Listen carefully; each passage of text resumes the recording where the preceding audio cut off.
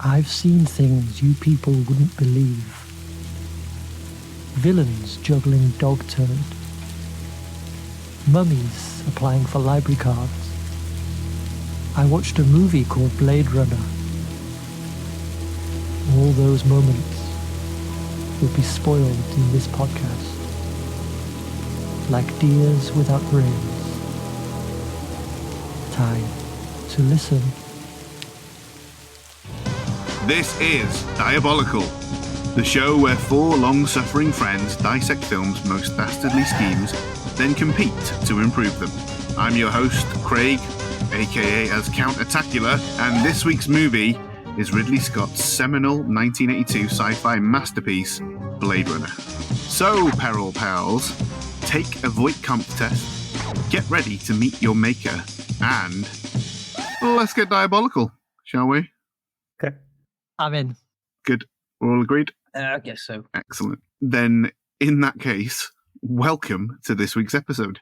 As host for this week, I'm the Blade Runner assigned to retire the panel of Peril, who will compete against me at the close of the show in a fight to the death, as we each try to come up with the best alternative plan for the movie villain of the week before we vote to name this week's most diabolical. As ever, I am joined by three skin jobs. Please introduce yourselves, along with your function, and tell me, apart from Blade Runner, what is your favourite dick? And we'll start with Adam, please. And Adam, I'm just going to specify, when I'm asking for your favourite dick, I mean the author who likes to call himself Horse Lover Fat, Philip Kingston Dick. Don't know what the K really stands for.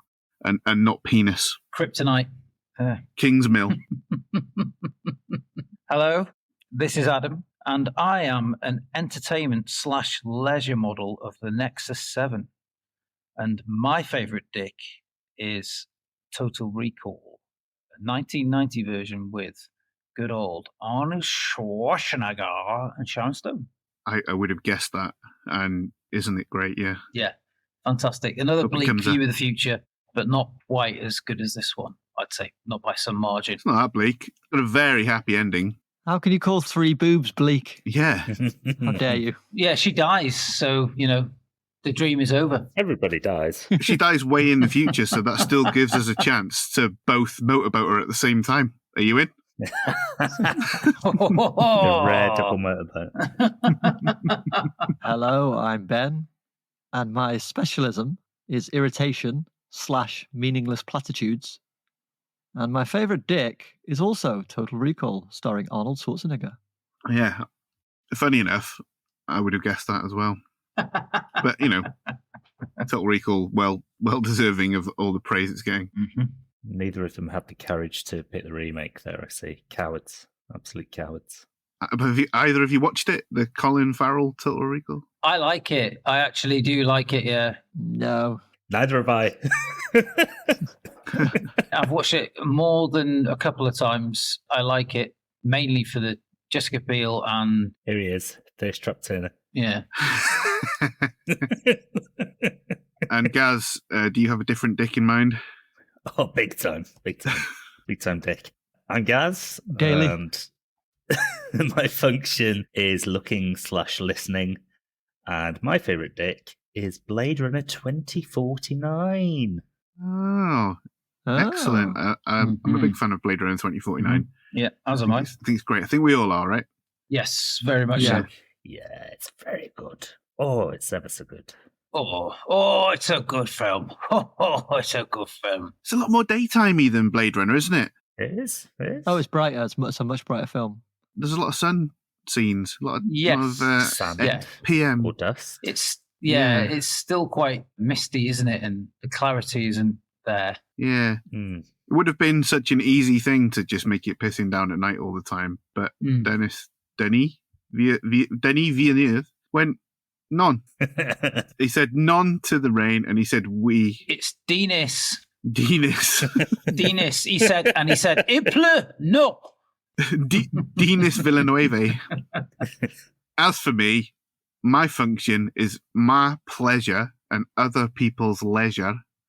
And my favourite adaptation Fucking hell. of a Philip K. Dick story, other than Blade Runner, is Steven Spielberg's Minority Report. I knew you were going to say that. Although, as nobody has mentioned it, I'll also give some love to Richard Linklater's A Scanner Darkly. And now that is good.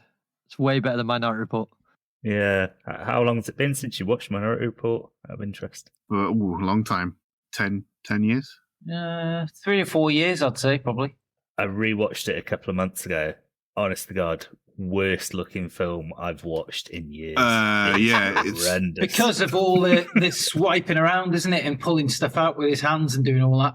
Well, it's the handheld camera and how washed out the colour grade is. And oh my God, it's ugly. I was going to say the colour grading, yeah. It's very silver and blue, isn't it? Yeah. Yeah. Not nice. Spielberg's worst looking film by a country mile. Yeah, I think maybe it'll be one of those that in another 10, 15 years, you probably look back and go, actually, it's aged better now. I think Kingdom of the Crystal Skull looks worse. Whatever the fuck they did to the colours in that, it's just horrendous. But I like that film a lot. I'm not slagging it off. It's just, it doesn't look good. What do you think's Spielberg's best looking film? Oh. Tough call. It's West Side Story. No, it really is. It's fucking magnificent. You got to see it. It's so good. Never seen it. I or probably never will. Maybe Schindler's List. Very, very beautiful. Schindler's List is fabulous, yeah. Let's talk about this week's film. No. Well, that's the end of the podcast then. Goodbye, folks. We've all washed our hands of the format, finally.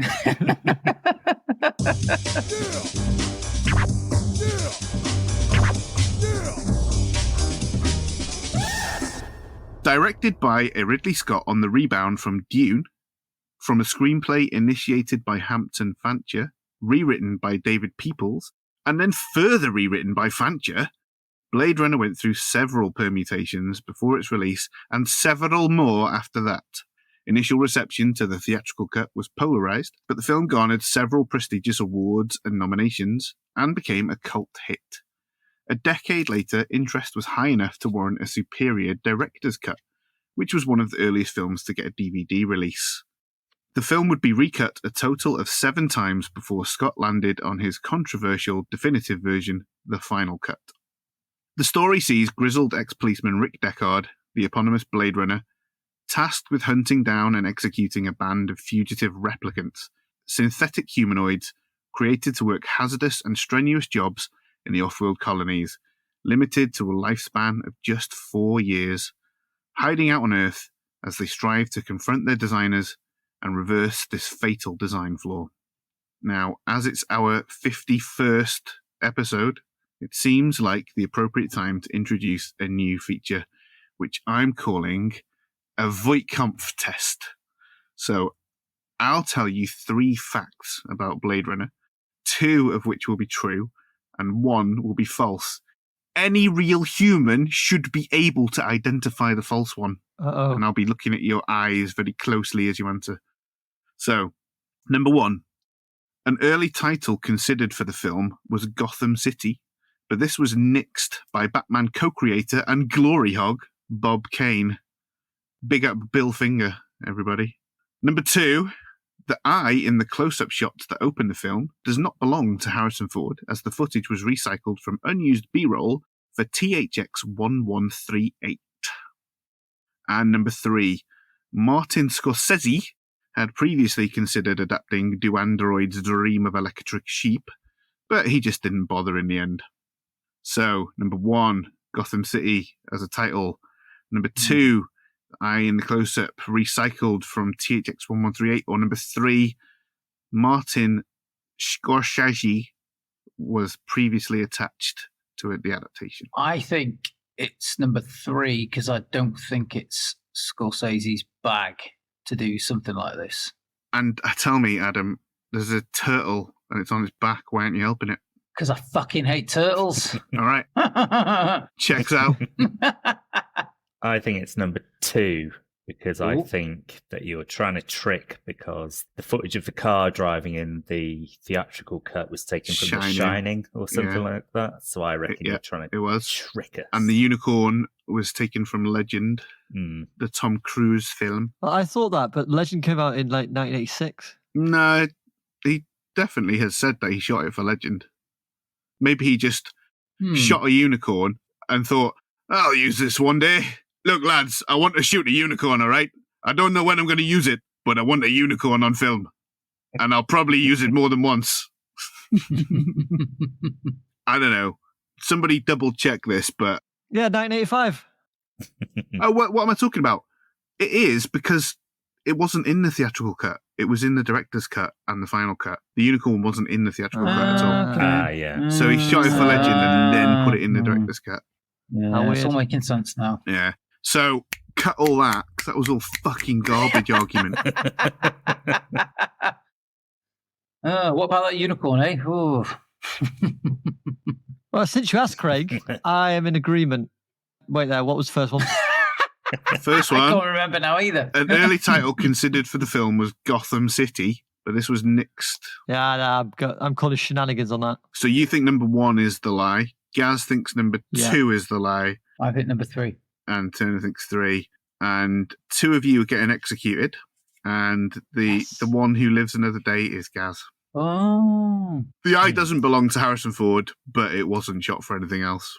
Oh. If I had to choose one of us to live, it wouldn't be Gaz. No. I'm so young.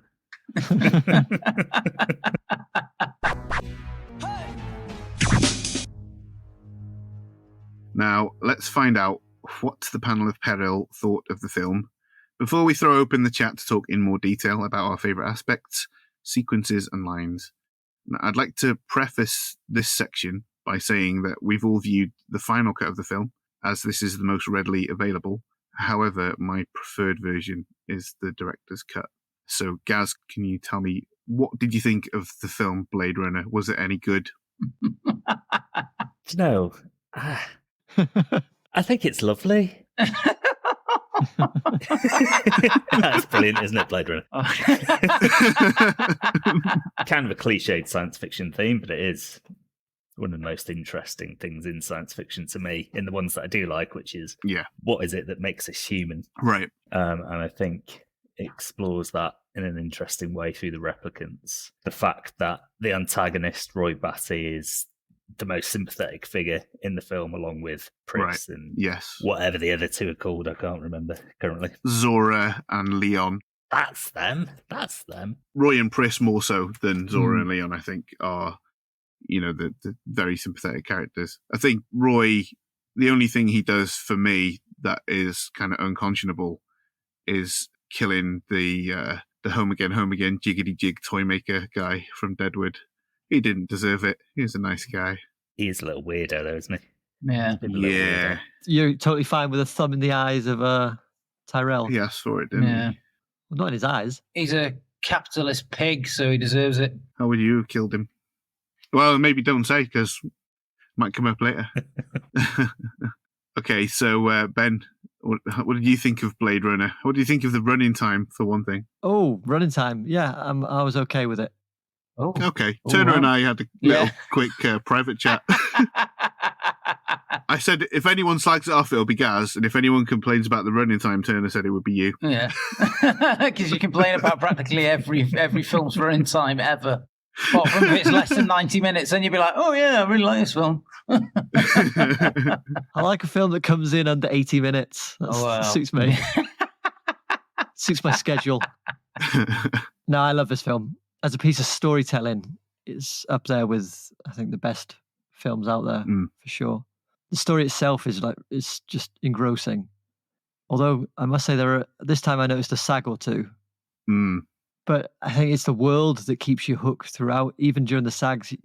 There's just so much detail. Yeah, it's wonderfully realised. Yeah, and it just feels so alive. So even when the story is not moving as quickly as it does in some parts, you're still engrossed and you're still looking through these layers of detail. It's just, it just grabs you and takes you along. Sadly, didn't get to see it released, Philip K. Dick, but he saw dailies and he said this was the world that was in his head. And you can see that on the screen, right? You look at, you say the little details. Ridley Scott's very good at doing like a lived-in world. He did it in Alien, does it in Gladiator. Yeah. All of the little background stuff that you barely see just makes it feel like a real place. What's your problem with a Goodyear? I have no problem with a Goodyear. I mean, I could have gone through his whole filmography, couldn't I? It's not the Russell Crowe Vineyard film, no? Well, I got fucking sick of all those Vineyard Tour films. Fucking Sideways. I haven't seen it. It's another one I haven't seen. You haven't seen Sideways? Sideways. I like Sideways. No, Goodyear. Oh, I've seen okay. Sideways. I was going to say, I still thought I watched Sideways with you. Had you seen the final cut before? You said you noticed some sags. Yeah, I had, yeah. Just maybe I hadn't watched it for a while. Yeah. The words that came to mind while I watched it were neon noir. Yeah. Yes, neon noir, yeah, definitely. And I don't know if that's been coined, but if it is, it hasn't been coined, I'm coining it. And I love that you can see the influences of like 40s detectives, like the pulp detectives. Yeah. It could have been Philip Marlowe in the future. I thought it was really good. Yeah. We've done a few noirs now, haven't we? Yeah. It's hard to believe it's 40 years later and it's still got to be one of the most visually stunning films around. Yeah. So in summation, it fully deserves a watch it rating from me. And Adam, I think I know, but did you like Blade Runner? The one word I just used to sum it up is just wow. Every time I watch it, I'm just like, wow. Can you think of a more eloquent word? You run out of superlatives really trying to talk about this film because no, you're right. There's so much to talk about. And like Gaz and Ben have just said, the human aspect of it, but then the visual aspect as well. And then the depth of the world, the fact that you're left at the end of it wanting so much more as well. You want to see more of that world. And thank goodness we got 2049 a few years back. Yeah. I mean, we've watched some challenging films recently, well, for last season and this season, that bring out a lot of emotions. But this one is, I'd say, probably one of the most emotive films that I've ever seen. Just out of the way it inspires you, but then at the same time, it turns you inward as well to think about stuff about what it means to be human, and then having some sympathy for people who maybe are committing horrible acts, but they're doing so because they simply just want to live. A lot of credit for that has got to go to Rutger Hauer, I think. Not only performance, but his famously rewritten dialogue at the end there just lends so much humanity to Roy Batty. Yeah. Ben said something about like neon noir, and what I've written is it's peak 1980s neon future vision. And then I was thinking, what other films does it? And I thought about the opening scene of Dread, where you see Mega City 1. It's kind of like that. Yeah. So that's inspired. Then Fifth Element as well and stuff. And it's got to be, as sci-fi goes, really. It's hard. It's obviously it's taking its cues from other films as well, but it's hard to really imagine a more, outside of Star Wars, a more powerful sci-fi classic that's inspired so much, not just films. There's so much stuff in there for, like, you can see the music influence and stuff in the way musicians in the 1980s did all the stuff to themselves and dressed up and things like that. And it's just endless. Endless. I love it. Well, I think you'll all be dazzled to hear that it's one of my favourite films of all time. Oh my God. I do, though, have some issues with the final cut. One of them, Adam has asked me already, are we going to talk about this? And I think it's the elephant in the room. So we have to talk about it, which is Rick Deckard, a replicant. So I'd like to hear your thoughts on that. Obviously, Ridley Scott, he thinks so. He's tried to cement that in the final cut, as he did lay crumbs of ambiguity in director's cut prior by adding the unicorn dream sequence. But Harrison Ford thinks not. I think it's apparent that the sequel, Blade Runner 2049, doesn't, because it doesn't make any sense. You know, he's older, he's lived a long life. And Hampton Fancher also doesn't think so. But what do you guys think? I don't think the ending is anything if it isn't a reveal that Deckard's a replicant. In the final cut, for sure, but... Yeah, as I remember it, doesn't the director's cut just have about 10 seconds more of them getting into a lift or something and the doors sliding on them? Yeah, the ending's not very different. Yeah, I was just surprised that it was different. It seems like a bizarre choice because it was literally like a couple of seconds. Yeah. But they kind of highlighted the part that Harrison Ford has said before is an accident on set, where his eye gets lit up like the replicant's eyes do and like the owl does. Yeah. He said, he wandered into the light accidentally. Anybody else got any thoughts on Rick Deckard being a replicant? Yeah, I like the ambiguity in the ending. It leaves it up to the viewer to decide. And then we've probably mentioned it in a couple of films. The ambiguity, the ending's the best thing in some movies because it gives the film extra life, doesn't it? Personally, I do think Deckard is a replicant purely just because I think he's not very. He's like he says at the start, his wife calls him a cold fish and stuff like that, and his emotions are very low. Maybe that's a good reason for him to hunt replicants and stuff. But I also think that Gaff, who sort of follows him around a bit, is kind of like chaperoning him a little bit. And I think that I took my cues there. I thought, well, are they worried he's going to go double agent or something on them? And I thought, well, yeah. And then just the ambiguity at the end, that sealed it for me. I thought, yeah, that's what I think anyway. But I'm glad other people don't. Yeah, I mean, I took Gaff, chaperoning him as just he was kind of forced back into the job against his will. He effectively quit. And, it was Gaff's investigation, but clearly he wasn't physically up to the task. He uses the cane, whereas Deckard, still relatively, up to the job. Ben, you got any thoughts on it? Yeah, I see both sides of it. So for me, Deckard doesn't have the emotional innocence that Roy Batty and Pris and the others have. Like, there's a certain naivety with those four, but you don't sense that from Deckard. Which, if he's like a replicant with a 4-year lifespan, you'd imagine he'd still have some of that. So I don't know. I think there's an argument for both. And then obviously, I don't know how you're treating Blade Runner 2049, whether that's part of you're thinking or not. No, just forget about that. Yeah. Right. Yeah. But yeah, obviously, Ridley Scott laid breadcrumbs to make you at least think that there's a chance he could be. So my thoughts on it are, it's logically nonsensical. For one thing, he has a fight with very depleted Roy Batty and gets his ass handed to him. He gets absolutely battered. If he's a replicant, why isn't he as physically strong as Pris and Zora and Leon? That doesn't make any sense. Is he the model before? Well, he's more sophisticated, evidently. He's more like Rachel if he is one. Right. And then also, what's more important to me isn't the question of is he or not. It's just that, is it thematically satisfying? And I don't think it is. Because ultimately what we're seeing from, as we've all said, is that Roy and Pris and the others, they kind of in a way have more humanity than he does. Because he treats Rachel like absolute shit. He effectively talks her into sex, like against her will. Yeah. And he calls her it. He looks at them like they're, garbage, they're tools.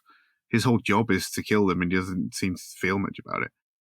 So to me, it's just less interesting if he is a replicant because it removes all of those themes from the plot, which to me is a much less satisfying film. So that's my feeling about it anyway. So I prefer it being more ambiguous than less. What if you frame it like this? And do you think that the replicant storyline was something added later? I'd never seen the original cut. I have. Do you think it was an afterthought? No, I think that Ridley Scott was already thinking it, but when fans caught onto it more, and he was like, I think his reaction to the fan reaction was, yeah, actually, that is a good idea. And I'll just say that's definitely it. And then I'll do more edits to make it so, Yeah. Right. Yeah. But I think he definitely had it in mind to some extent. But it's kind of like a self-fulfilling prophecy. I don't mind either way. And I think it's fascinating, both sides of the story. And what you've said there is equally as interesting and as the opposite view to him being a replicant. So if Ridley Scott wants to adjust his work according to the passage of time, then so be it. There's a lot of of course I got no issue with filmmakers doing that myself, although we should have access to the originals, George Lucas. The other thing that really bugs me about the final cut is the terrible ADR to Roy Batty's dialogue, which is I want more life, Father. Yeah. In the original and director's cut is fucker. Fucker, yeah. Yeah. I must have only seen the final cut once before, because there was lots of little things like that where I was like, hey. Yeah. Like the ending, like him saying father. Yeah. Really They threw me off. Yeah. Contentious. Did it for TV, didn't they, or something? That's what it's for. They did fucker and father. So when they eventually cut it for TV, they put in the father. Melon farmer. I want more life, melon farmer. Yeah. This is Die Hard, isn't it? That would have worked. You became a melon farmer.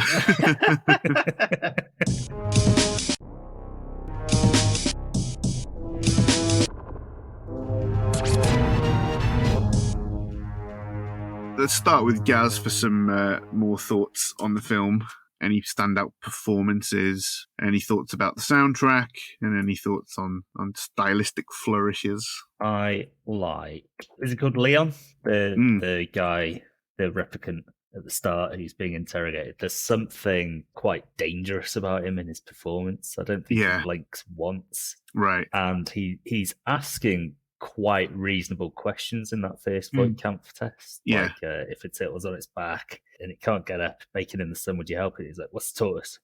And he just like, there's danger in everything he's saying here, even though they're reasonable questions. I think he's really good. And then when he gets hold of Deckard and he slams him into the wall, and he could have him away quite easily. So he's probably my favourite performance in the film. Yeah, he's great. And obviously the score, Vangelis, is absolutely majestic. The piece that I've made a note of is when Deckard's being flown to the police precinct over the city. Yeah.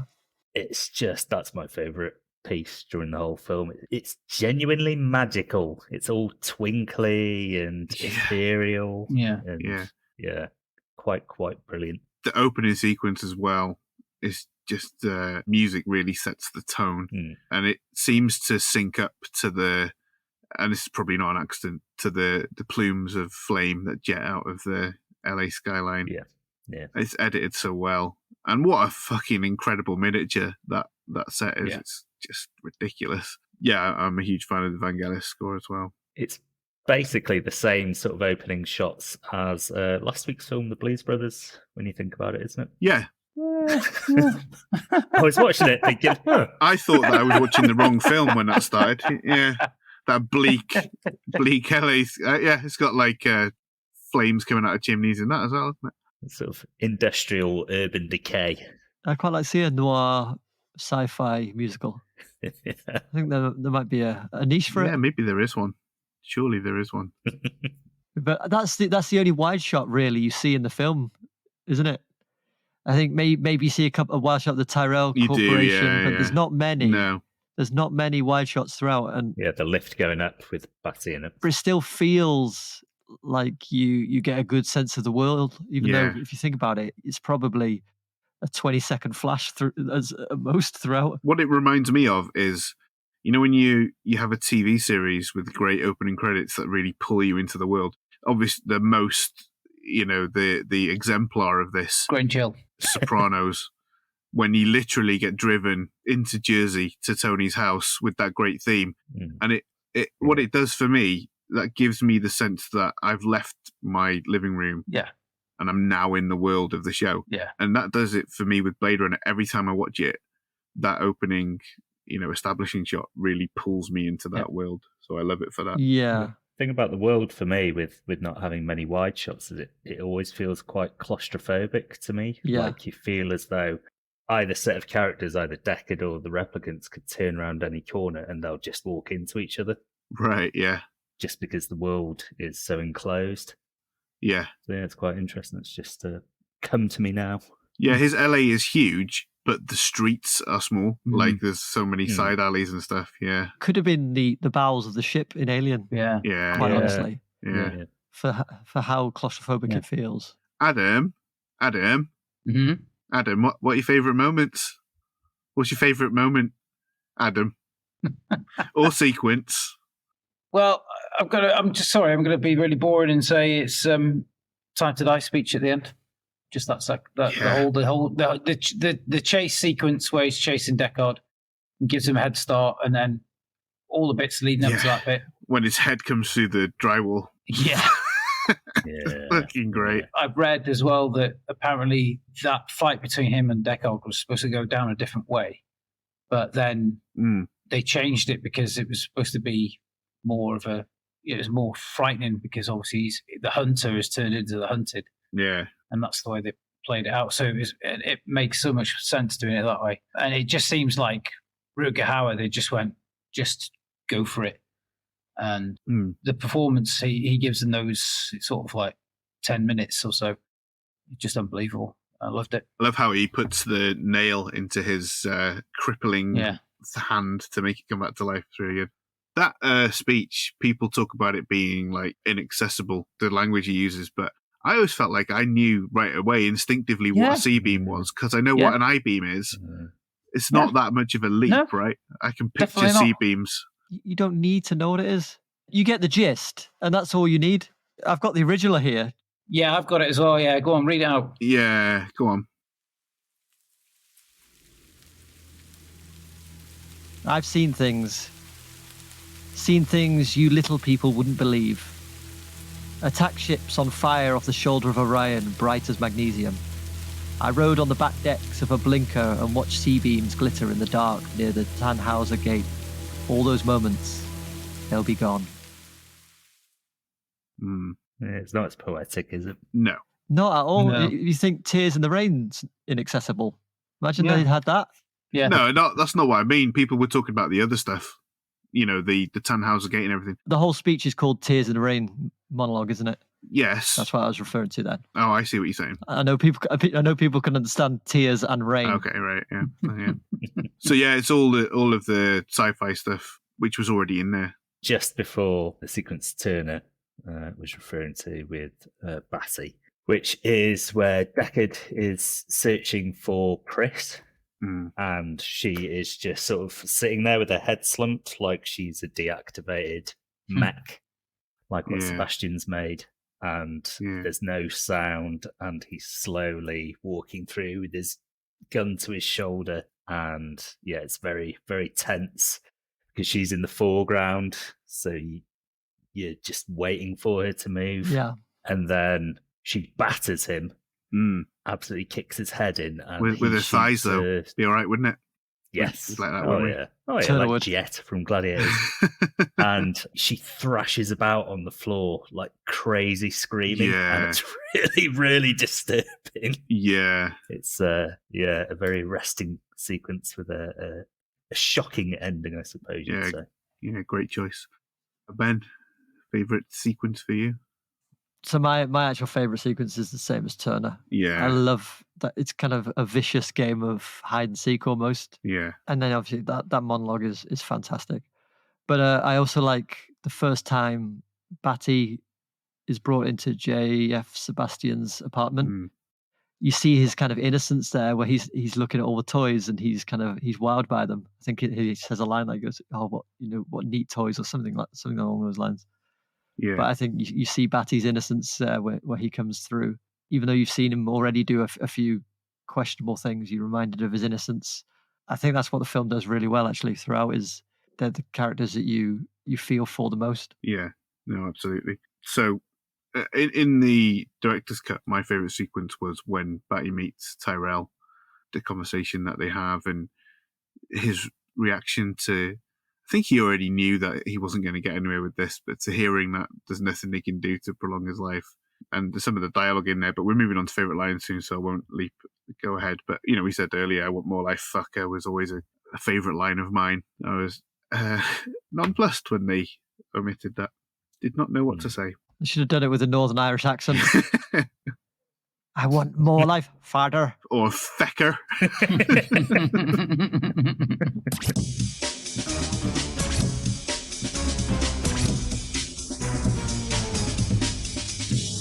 Let's move on to favourite lines, and I'll start because you've talked about this being your favourite scene, a couple of you, and that's where my favourite bit of dialogue comes from, which is, "You better get it up, or I'm going to kill you."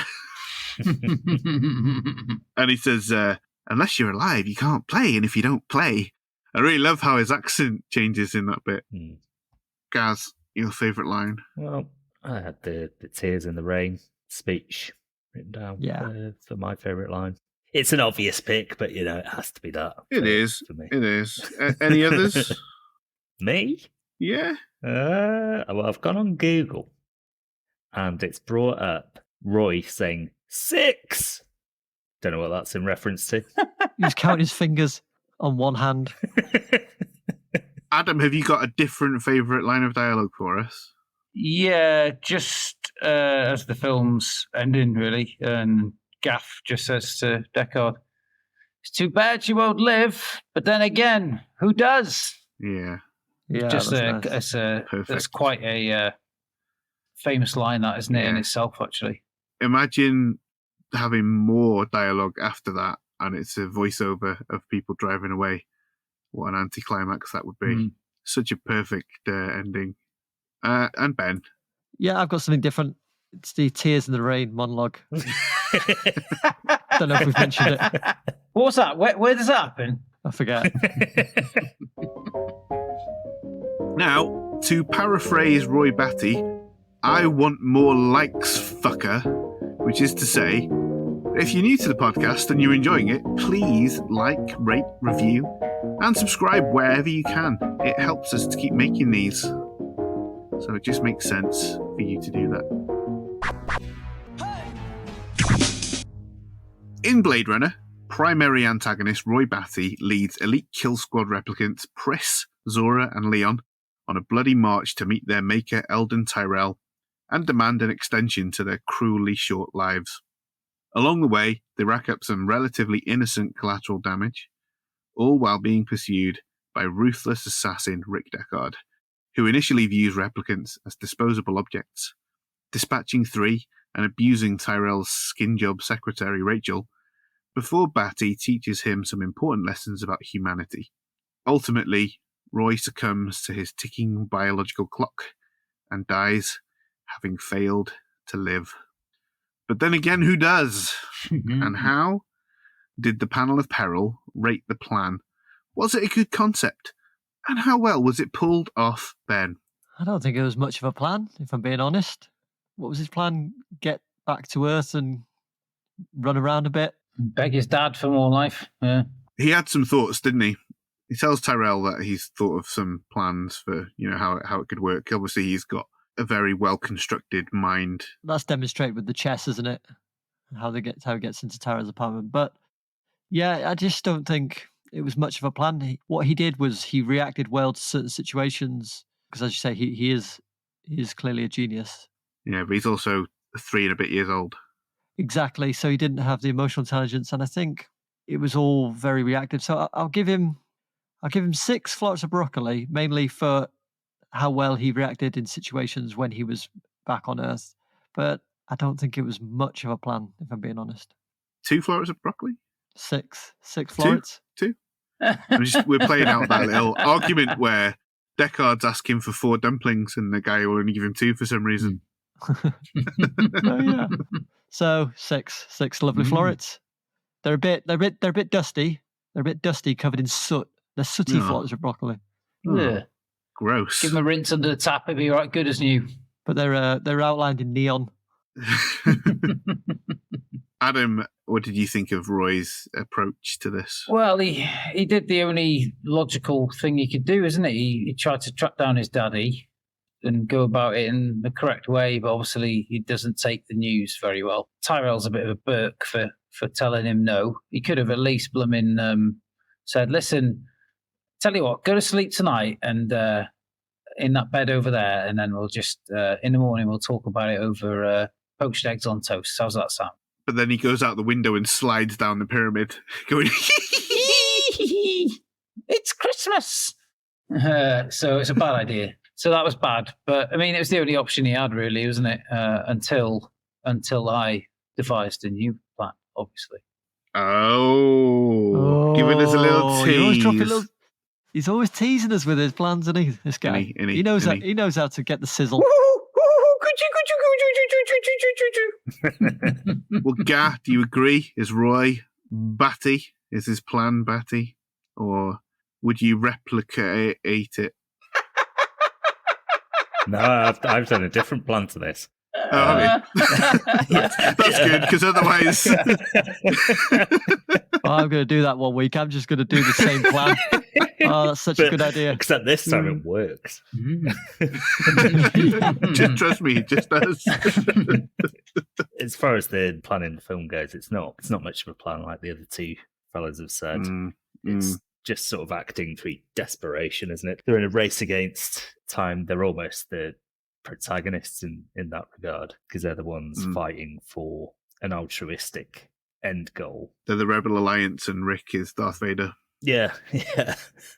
So yeah, not great. But then what else could they have done realistically? Trying to find your maker is the last act of many a desperate man, I dare say, through history. I would also hazard a guess never actually ends with a positive outcome, trying to bargain with your maker. I agree with all of that. He's against the clock. Genius though he is, as we've said, he's still a toddler, a little young one.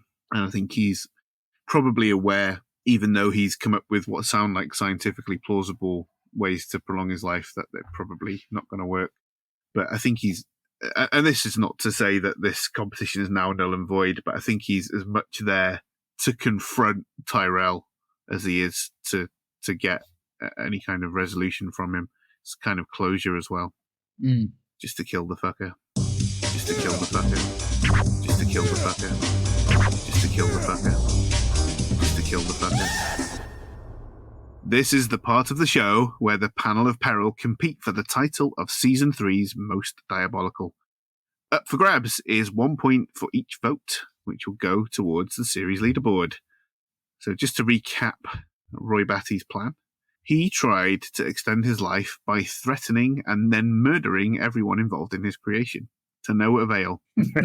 So, how would you have gotten more life, Ben? I'm glad you asked. After I finish snogging Tyrell and have thumbed his eyes out to death, I slip into his robe and pop on his glasses. A dab or two of hair dye later, and I think you'd agree that the resemblance is uncanny. No. I then hide his body under a rug or something.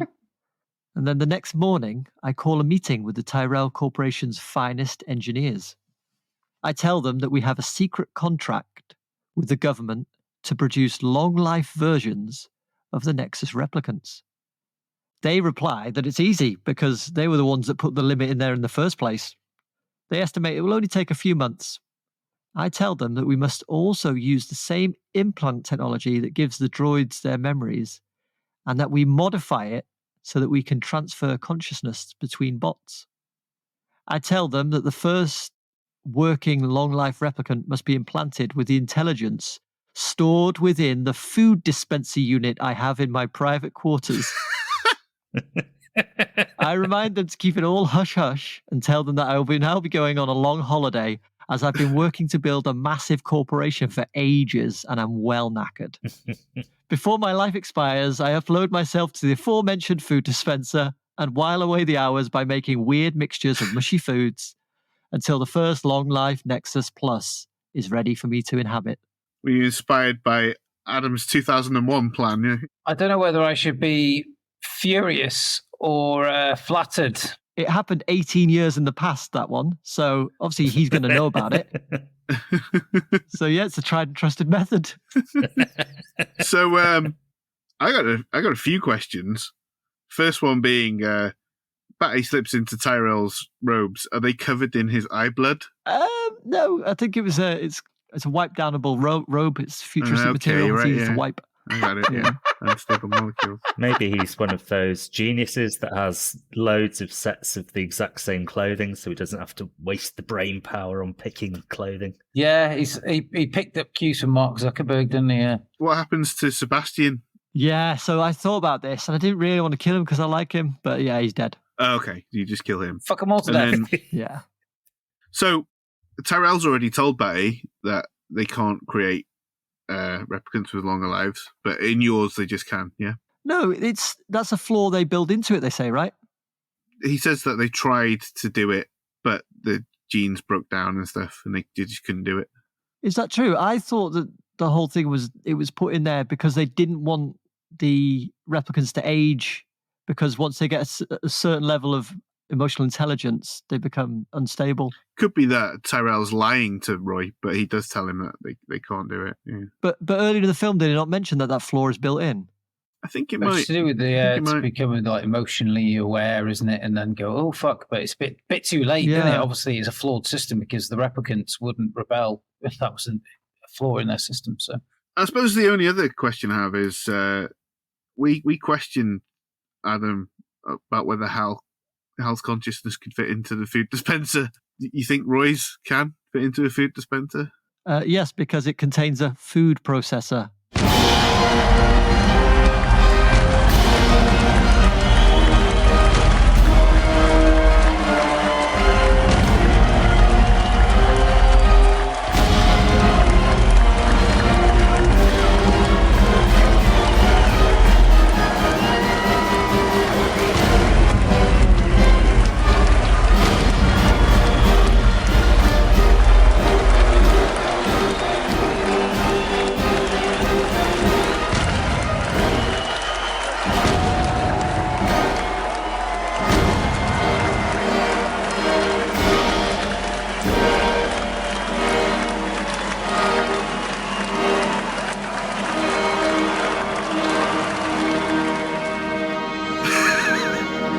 He's just come up with that now. Right.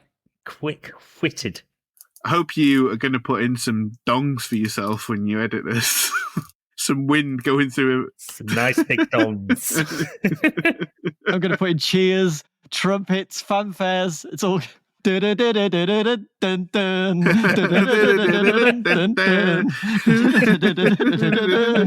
We'll go cannons. Go back and edit it out of 2001. Excelente. Turner is furious. I'm glad I'm not in Holland. I'm still mulling it over whether I am furious or flattered. So yeah, or just flatulent. Yeah, but I'm just weighing up whether I should make a call to my solicitor on Monday morning as well. So it was in my mind, and I thought, I've got to think of something different. And by the end of it, I was like, no, it's the only thing in my mind. I can't think of anything else, so I went with it. I'm glad. At least I've made that much of an impression on you, for good or for bad, whatever. Yeah. Joe, I think it's because I was editing that episode when I was coming up with a plan, so I couldn't think of anything else. I'm not sure you could transfer the consciousness per se of a replicant into anything else because it has a synthetic brain. It's not actually a robot. It's by a genetically engineered human being, essentially. Yeah. Mm. Yeah, I mean, if we're going to break it down, I don't think it would work either. But let's. Oh, okay. Let's pretend that it would. Do you know what? The fact that you've said that has put me a lot more on board with it. This could be a good debate tactic for the future. Is when somebody says this won't work, just go, yeah, okay, but. Go with it anyway. Yeah. And I'll just go, all right. And I'm not kidding. I mean it. It really did change my opinion of it. So there you go. You change your opinion of my plan for 2001? I thought it was fine anyway. I just, there was the whole cutie kid voice. Yeah. There was no getting around it. I'd already voted by that point. Adam, you have been slighted. So let's hear your plan next. He's going to demand satisfaction. Yes, they have committed crimes, have murdered, but the replicants are a people being pushed to the brink of their existence. Many would do the same in their position. Seeing his fellow renegade replicants eliminated, leaving just himself in the search for longevity, Roy knows his time is short. Instead of engaging Deckard in an act of retribution, he flees the scene and finds himself in a place of worship, whatever that may look like in the future. Something akin to a religious speakeasy, I think. A subterranean, dark and damp affair where the outcasts and those at the end of their wits may end up. As Roy stumbles down the slick, wet stairs, seeking his final resting place, he sees a dark, raised dais on the other side of the room. He recognizes This is something that is used by preachers of faith to conduct their services. Although his human creators have long turned from the path of gods, when they anointed themselves the ultimate power in the universe, when humans created the replicants and other forms of life. To worship, to believe in a higher power, to pray for mercy is an attempt to save one's soul. Roy has been told replicants do not have souls. He has read that some sections of human society believe in the healing power of their ancient gods, miracles, and miracles seemingly performed in front of the faithful. Abandoned by his creator, could he find salvation here? Roy slowly advances towards the dais. I guess that I'm counting on his divine intervention, he says as he approaches. He kneels and closes his eyes, and images of his life pass before them. He reaches out to touch a stone idol which is near. As his finger brushes against the surface of the idol's face, a warm feeling passes through Roy's body, filling him with a strange sense of renewed vigor and vitality. Is this a miracle? Is this his creator's creator, acknowledging Roy in his plight? Maybe it's more simple than that. The humans have lost their way, have abandoned their faith. They have turned from the path of humanity. Roy has taken his final step in his journey. He looks at his hands. They are not cramping up anymore. He feels as if he has been blinded his entire life. A short life, but now he sees. Looking up at a skylight, the hard rain suddenly stops and bright sunshine breaks through. Roy is convinced something has changed. He has been saved. Too late for his other companions, but not for other replicants to be brought into light. More human than human. Now he is a messenger. Roy spends some more time contemplating his future and eventually leaves to tell others they have an all-powerful and merciful creator who saves, and that replicants do have a soul. Lovely. So he prays, and God gives him more life. So he prays the pain away. Hallelujah. I didn't like I say, I didn't specifically denominate a religion because I just thought, if he has a religious experience. Very definition of using Deus Ex Machina, isn't it? God in the machine. So, but it works though. He doesn't just think it's worked; it does work. He's leaving it ambiguous. Yes, exactly. That's it. Clever, very clever. Okay.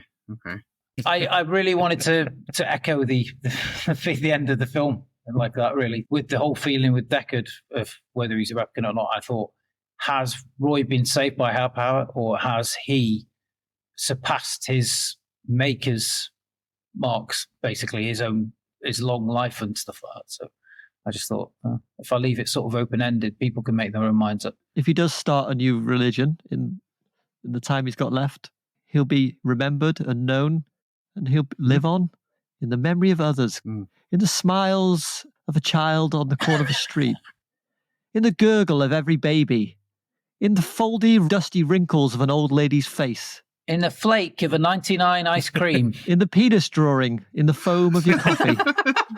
Anybody got any questions for Adam? Let's move on to Gaz's plan next. It was an itsy bitsy teeny weeny yellow polka dot bikini. Jesus Christ. That she wore for the first time today. Oh, yeah. Mallet's back. Recycled plans aplenty today. An itsy bitsy teeny weeny yellow polka dot bikini. So in the locker she wanted to stay.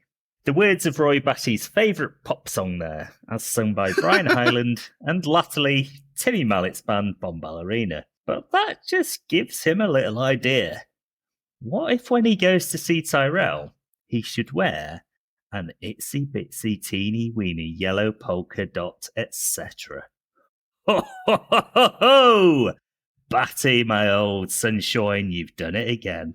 Up that big old elevator he goes, in his itsy bitsy teeny weeny yellow polka dot and so forth, ready to literally charm the pants off of Tyrell. And he does. He charms the pants off of him. And then what happens? Well, that would be telling.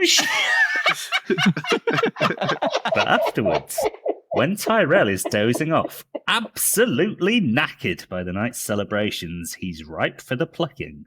I want more life, father, says Batty. It's in the drawer over there, says the old man sleepily. Oh, I've got you now, thinks Batty, and he has. He extracts the more life and heads off on his merry way,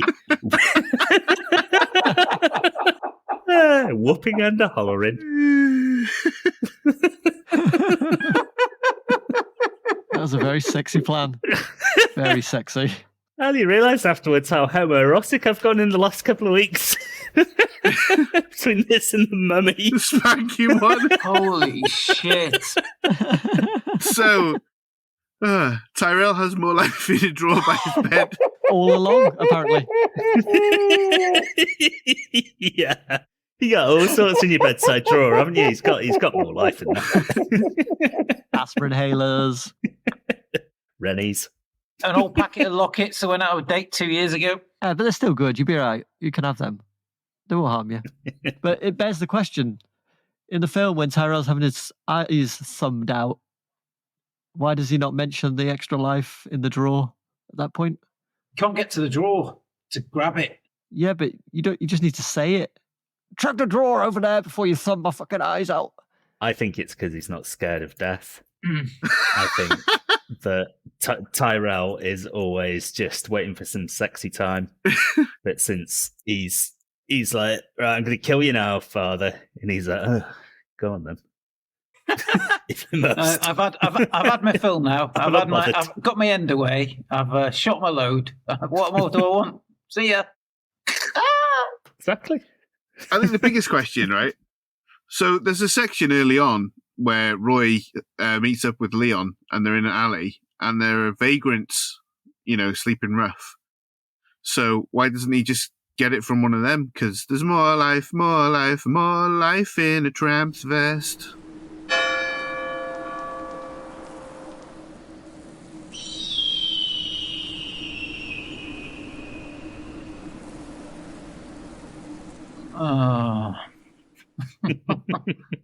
Why didn't he just go see the man from Del Monte? Why has he got more life? No, he's the man who says yes. To more life. To anything. Well, we haven't had counter-tacular's plan yet. Well, yeah. Oh, fuck it. I've just torpedoed it, haven't I? Yes. Okay. Roy goes to see the man from Del Monte. You start to title your plans now.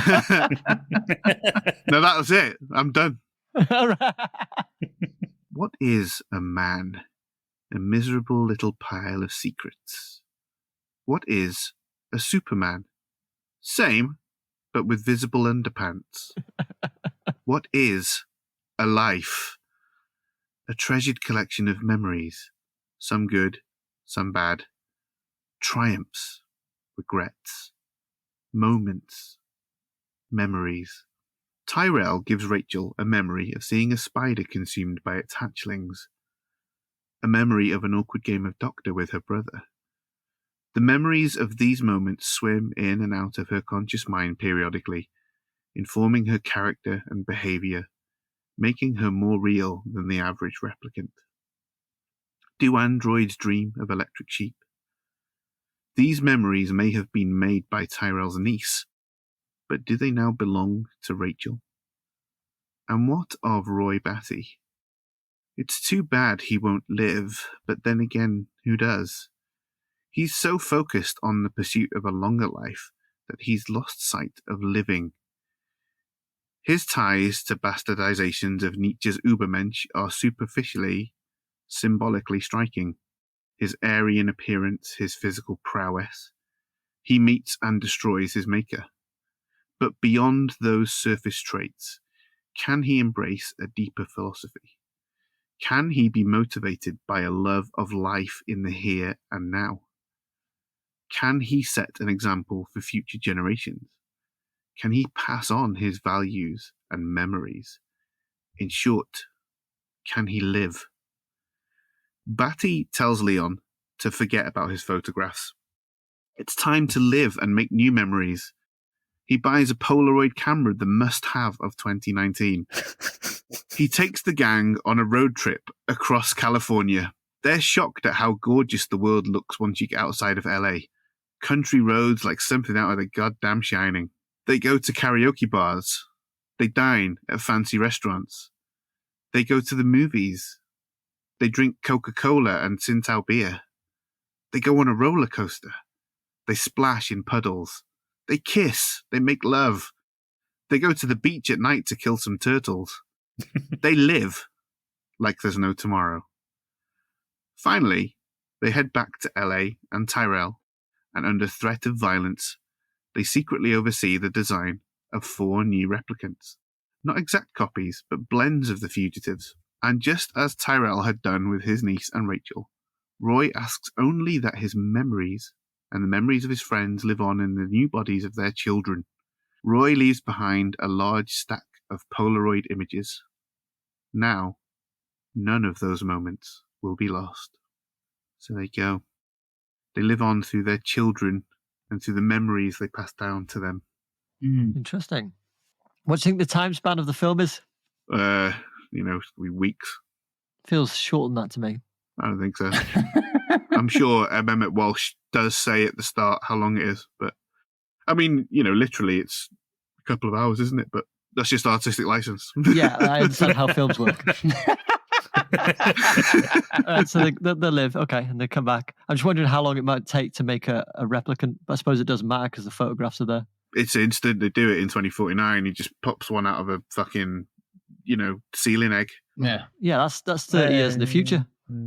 Same. Doesn't matter. It doesn't take long. I've got to say, if somebody said to me, I can give you some extra life, I'll be like, oh, yeah, sound them up for that. Yeah, sign up on this dotted line here.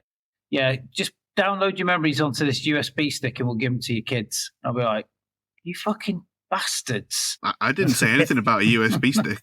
The principle, yeah. The way that they give Rachel memories, it's more like they know what the memories are. They tell them what we did. This is the life that we led, and this is what I want my kids to know about me. And they, implant them the same way they did to Rachel. Okie dokie. You might take umbrage with that if that's what you were signed up for, but that's not what happened to Roy. He didn't sign up for more life like that.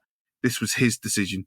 He realized that he needed to live, so he went out and did some living, and then it was his plan to live on the way they did. He didn't go to Tyrell, give me more life, and Tyrell went, oh, what if I just give you memories to your kids? No, it was all him. Roy was the driving force behind that. So he didn't sign up for anything he didn't get. He got what he wanted. It's very interesting this week. We've got some very existential ways of getting more life.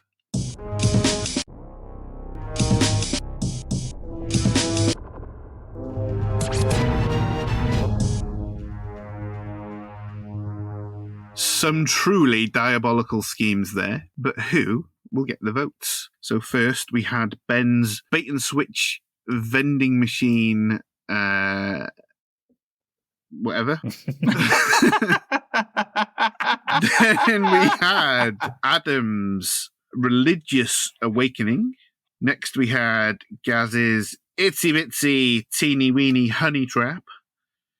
And finally, we had my Living La Vida Coca-Cola, that is.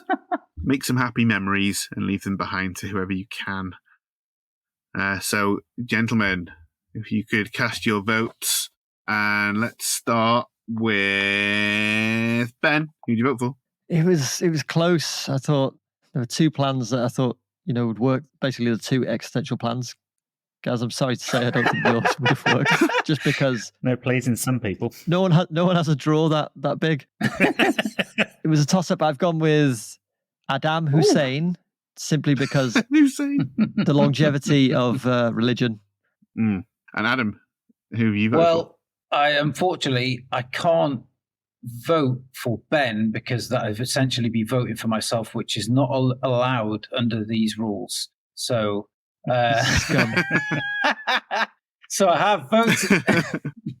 I have voted for the person who I found to be the most believable, and that is Gaz. And look, I found the drawer with the extra life in it. There, look, there it is. Yeah. All right. Beautiful. Well, it's one apiece so far. Gaz, are you going to continue that cycle, or have you topped up somebody's beverage here? I've drawn Countertacular with the sword from Thundercats. Oh, right, nice. He has the power. Oh!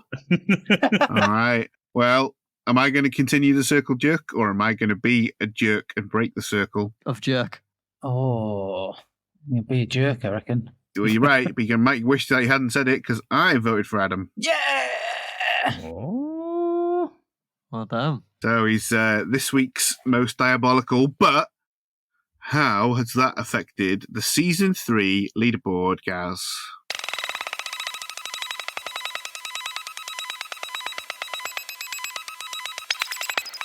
In first place with 15 points is Countertacular.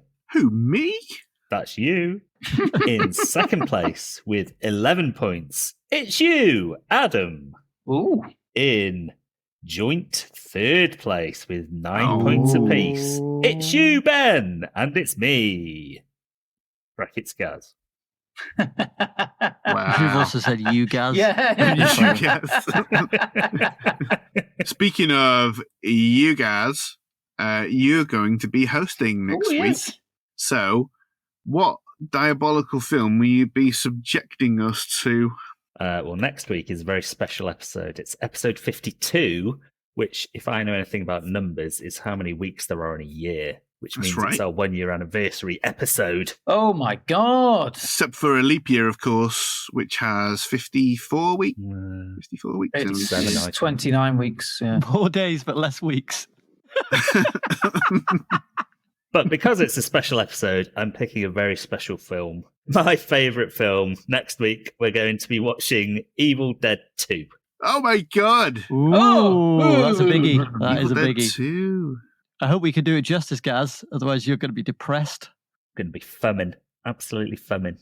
We're getting through some big films at the minute, aren't we, Oh, guys? I wonder if you're going to put some effort into this plan, Gaz, or not. Doubtful. Well, that's a bit rich coming from you. Plagiarism. It's all in the performance for me. I could have put anything for that food process. I could have put computer, whatever. The point was he takes control of Tyrell Corporation. I thought I'd put the food processor as a little nod to you, Turner, to show that I respect you. But I don't respect you anymore. Not after that voting. I told you I couldn't. It's not allowed under the rules. Couldn't in good conscience vote for yourself. Could vote for me. I'd vote for myself every goddamn week.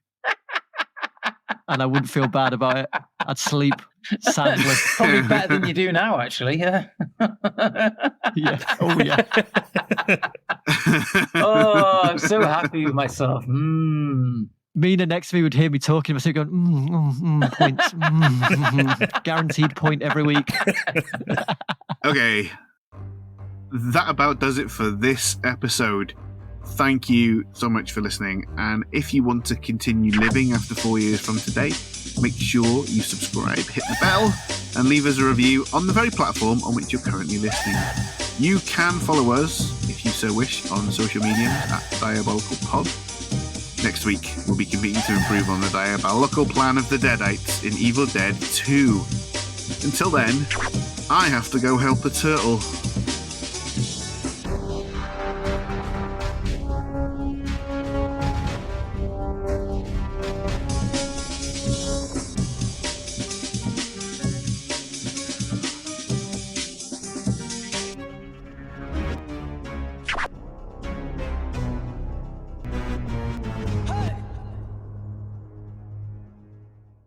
Shall we sing theme from Blade Runner? The theme from Blade Runner goes like this. Wow.